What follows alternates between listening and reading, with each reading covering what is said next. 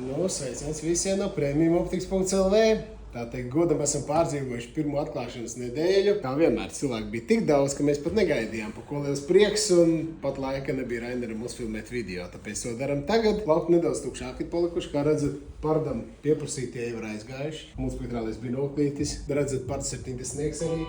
Tāpat arī hit mikro populārākās pozīcijas ir pazudušas arī daudz piksem. Rakst iekšā googlē premiumoptikas.lv un tu atradīsi mūsu lokāciju un varēs pievilkt pie mūsu durvīm.